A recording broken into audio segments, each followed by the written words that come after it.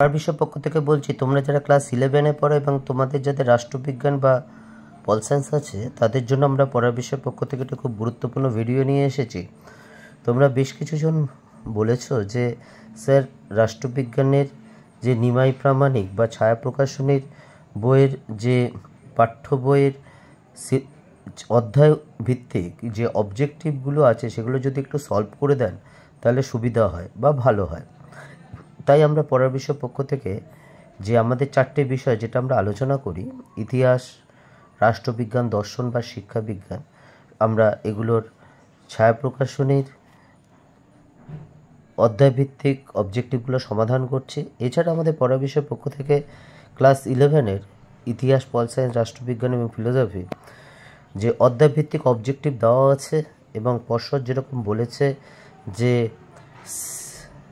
60%, 30% বা 10% 40 নম্বরের মধ্যে, সেইভাবে আমরা প্রশ্নগুলো করেছি। তোমরা দেখো, তোমাদের যাদের দরকার ডিসক্রিপশন বক্সে গিয়ে দেখে নিও। তা যদি ভালো লাগে অবশ্যই চ্যানেলটি লাইক করো বা সাবস্ক্রাইব করো এবং আমাদের পাশে থেকো। দীর্ঘ 23-24 বছর শিক্ষকতা অভিজ্ঞতা থাকলেও আমাদের চ্যানেলটি সবে নতুন 5-6 মাসের মতো হয়েছে। তাই এর মধ্যেই তোমরা যেভাবে আমাদের পাশে এসে দাঁড়িয়েছো তার জন্য সত্যি আমরা পড়ার বিষয়ের পক্ষ থেকে অভিভূত। তোমরা আরও আমাদের সাথে থাকো, আমাদের সমর্থন করো যাতে আমরা আরও উৎসাহিত হয়। আর যদি কোনো সমস্যা হয় বা কিছু বুঝতে অসুবিধা হয় তাহলে অবশ্যই আমাদের জানিও। আমরা আমাদের যে অভিজ্ঞতা অনুসারে যে 23-24 বছর শিক্ষকতার অভিজ্ঞতা, তার মধ্যে কিন্তু সমাধানের অবশ্যই চেষ্টা করব। আজকে এখন আমরা এই পল সায়েন্সের যে প্রথম অধ্যায়, অর্থাৎ শাস্ত্র, একটি শাস্ত্র হিসাবে রাষ্ট্রবিজ্ঞানের প্রকৃতি ও পরিধি, এই চ্যাপ্টারটা আলোচনা করবে এবং এই চ্যাপ্টারে কিন্তু 4 নাম্বার আছে। তা চলো এবার শুরু করি। রাষ্ট্রবিজ্ঞানের মতো, প্রথম প্রশ্নটা দেখো, রাষ্ট্রবিজ্ঞানের মতো এমন একটি বিজ্ঞানও নেই যার এমন একটি সুন্দর পরিভাষা একান্ত প্রয়োজন। এটা অপশন সিটা হবে জেলেনে। দ্বিতীয়ত, পলিটিক্স গ্রন্থের রচয়িতা, এটা আমরা একাধিকবার আলোচনা করেছি, দেখেছো, অ্যারিস্টটল। তারপর দেখো, রাজনীতি বলতে মূল্যের কর্তৃত্বমূলক বন্টনকে বোঝাতে চেয়েছেন, বলেছেন David Easton. 4 number, modern politics and government গ্রন্থটির রচয়িতা হলেন অ্যানাল বল। তারপর দেখো 5-এরটা দেখো, the group basis of politics গ্রন্থটির রচয়িতা হলেন আল লাথাম।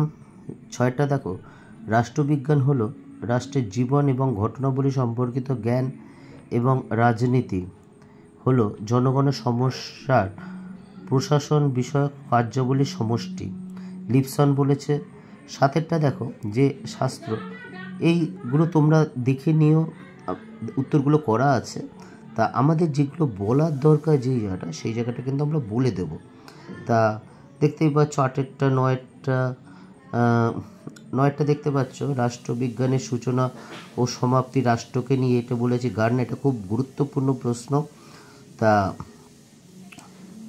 11টা খুব গুরুত্বপূর্ণ প্রশ্ন, রাষ্ট্রবিজ্ঞান হলো অভিজ্ঞতাবাদীদের এমন একটি পাঠ্য বিষয় যা ক্ষমতার সমস্যা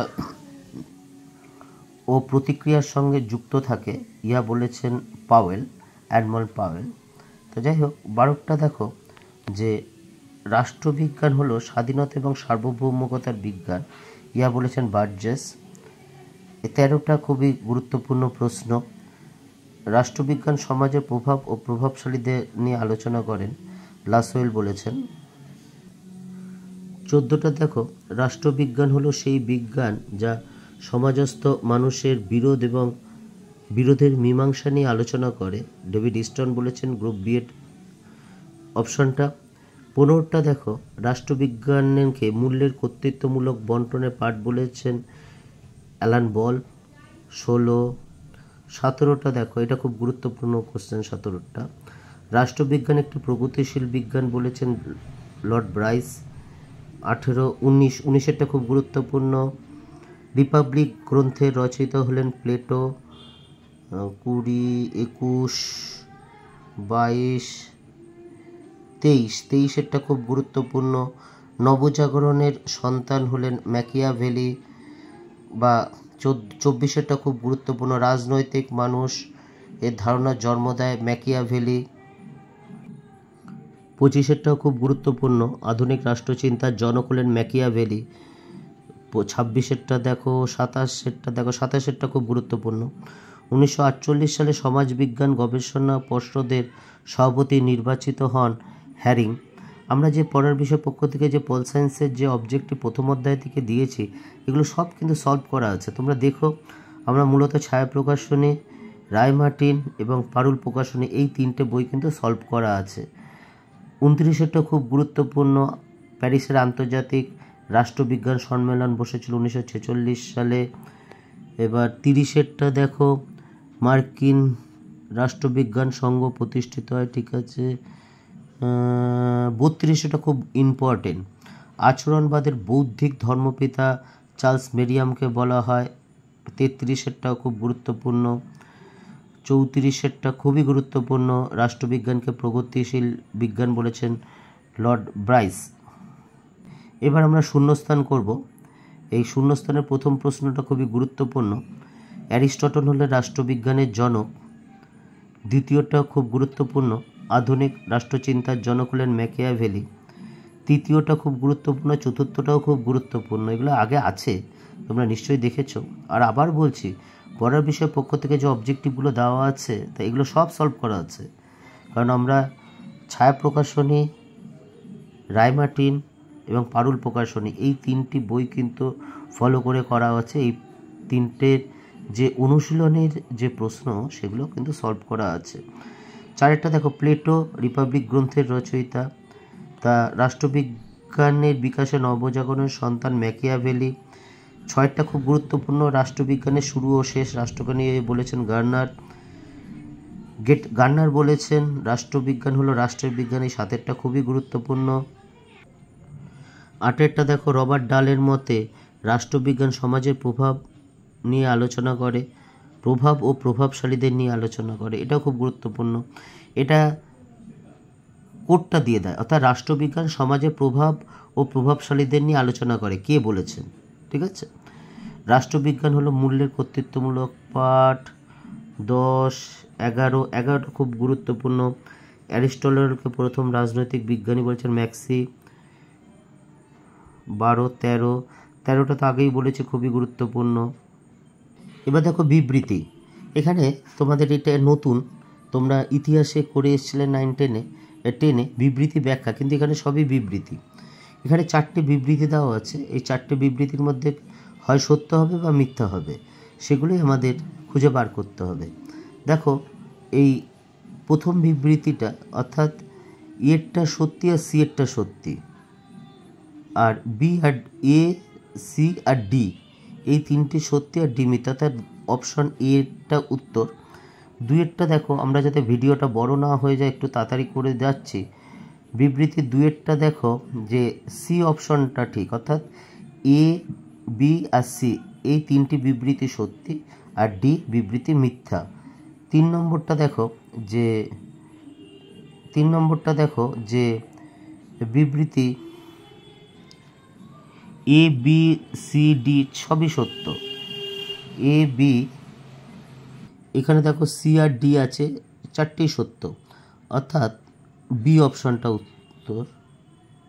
এবার দেখো 4-এরটা দেখো, 4-এরটা এ, বি আর ডি সত্যি, অর্থাৎ সি মিথ্যা, অর্থাৎ ডি এরটা উত্তর। 5-এর বিবৃতিটা দেখো যে এ, বি আর সি সত্যি আর ডিটা মিথ্যে, অর্থাৎ বিবৃতি এ, বিবৃতি বি, বিবৃতি সি সত্যি আর বিবৃতি ডি মিথ্যা, অর্থাৎ এ অপশনটা ঠিক।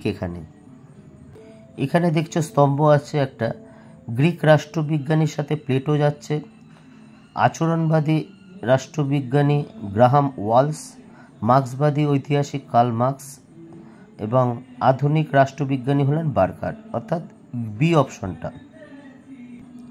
এবার পরেরটা দেখো, অ্যারিস্টটল পলিটিক্স গ্রন্থের রচয়িতা, একে আমরাও পড়েছি, তোমরা আগেও আছে। প্লেটো রিপাবলিক গ্রন্থের রচয়িতা, কার্ল মার্ক্স কমিউনিস্ট ম্যানিফেস্টো গ্রন্থের রচয়িতা, খুব গুরুত্বপূর্ণ।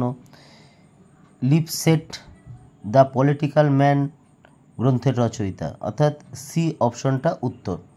এবার পরের স্তম্ভটা দেখো, 3 নম্বর স্তম্ভটা, যে গার্নার যা রাষ্ট্রকে স্পর্শ করে তাই রাষ্ট্রবিজ্ঞান, বার্জেস বলেছেন এরটা দেখো, রাষ্ট্রবিজ্ঞান হলো স্বাধীনতা ও সার্বভৌমকতার বিজ্ঞান। রাফেল বলেছেন বি এর অপশনটা দেখো, আর 4 অর্থাৎ ইস্টার্ন সি এর অপশনটা, অর্থাৎ এখানে গ্রুপ অপশন ডি এরটা উত্তর। এবার চতুর্থ স্তম্ভটা দেখো, 4 নম্বর। প্রথম অ্যারিস্টটল কি বলেছেন? সমাজ বহির্ভূত ব্যক্তি হয় ভগবান নয়তো পশু, অর্থাৎ সি এর অপশনটা ঠিক। কারণ অলরেডি 10 মিনিট ক্রস করে গেছে, আমরা আর খুব বাড়াতে চাইছি না ভিডিওটা, কারণ অন্যান্য অবজেক্টিভগুলো দিতে হবে, অনেকগুলো বাকি আছে, বুঝতেই পারছো। 5এরটা দেখো, 5এরটা এ অপশন, তোমরা একটু দেখে নিও। এখানে কিন্তু এগুলো দেখেছো, এই অপশন এই 4টের মধ্যে তেমন গুরুত্বপূর্ণ নেই, তবু একটু দেখে যেও। আমরা পড়ার বিষয় পক্ষ থেকে পল সায়েন্স ফার্স্ট চ্যাপ্টারটা কমপ্লিট করলাম, এবং যদি ভালো লাগে অবশ্যই চ্যানেলটি লাইক করে এবং সাবস্ক্রাইব করে এবং আমাদের পাশে দেখো। আবার বলছি যে দীর্ঘ অভিজ্ঞতা পরিপ্রেক্ষিতে যতটুকু অর্জন করেছি, তা কিছু শিক্ষার্থী বা কিছু বন্ধুবান্ধবদের পরামর্শে আমরা এই 5-6 মাস ধরে চ্যানেলটা শুরু করেছি, এবং ইতিমধ্যে তোমাদের যেরকম সমর্থন এবং স্বতঃস্ফূর্ত সাড়া পাচ্ছি, এবং তোমরা যেভাবে কমেন্ট করছো, তাতে সত্যি আমি অভিভূত। আমি চাই তোমরা আরও কমেন্ট করো, যাতে তোমাদের সমস্যার সাথে আমি নিজেকে সম্পৃক্ত করতে পারি, এবং যতটুকু অভিজ্ঞতা এই 23-24 বছরের, তার থেকে তোমাদের যদি কিছুটা হলেও উপকার বা সাহায্য করতে পারি, সেটাই কিন্তু আমাদের জীবনে এর একমাত্র শিক্ষকতার জীবনে একমাত্র চরম লক্ষ্য। কারণ আমার যে তোমরা নিশ্চয়ই ইয়েতে দেখেছো আমার ডিগ্রিটা, এর বাইরে কিন্তু আমার যাওয়া সম্ভব নয়, কারণ আমার অত কিন্তু জ্ঞান নেই। যতটুকু আমি জ্ঞান, অর্থাৎ ইতিহাসে এমএ করেছি, বা তোমরা ডিগ্রিটা দেখেইছো, তার পরিপ্রেক্ষিতে এই 4টে সাবজেক্টেই আমি পারি, এর বাইরে কিন্তু আমার পারা সম্ভব নয়, কারণ আমার অত দক্ষতা বা জ্ঞান নেই। যদি এই মধ্যে 4টে সাবজেক্টের মধ্যে তোমাদের কিছু সমস্যা হয় বা কিছু জানার হয়, সে উচ্চ মাধ্যমিক লেভেল হোক বা কলেজের হোক বা মাস্টার ডিগ্রির হোক, তোমরা যদি বলো, তাহলে আমি আমার সাধ্যমতো চেষ্টা করব, এবং তোমাদের সাহায্য করতে গিয়ে নিজেকে কিন্তু ভাগ্যবান মনে করব। অগ্রিম শুভেচ্ছা রইল 13 তারিখে সেপ্টেম্বরে পরীক্ষা, যার জন্য অগ্রিম শুভেচ্ছা রইল। ভালো করে পড়াশোনা করো, কারণ বিল গেটস বলেছেন পরিশ্রমীরা কিন্তু কখনোই ব্যর্থ হয় না। তুমি পরিশ্রম করো, অবশ্যই জীবনের সাফল্য তোমার দরজায় এসে কড়া নাড়াবে। দরজা বন্ধ করে থাকলে তোমাকে দরজা ভেঙে ঢুকবে, তবুও সাফল্য তোমার আসবে। এর জন্য কঠোর থেকে কঠোরতর থেকে কঠোরতম পরিশ্রম কিন্তু দরকার। পরিশ্রমের বিকল্প হয় না, ফাঁকি দিয়ে কিছু হয় না। একটা জিনিস মনে রেখো, অবশ্যই তুমি পরিশ্রমী। অগ্রিম শুভেচ্ছা রইল 13 তারিখের জন্য।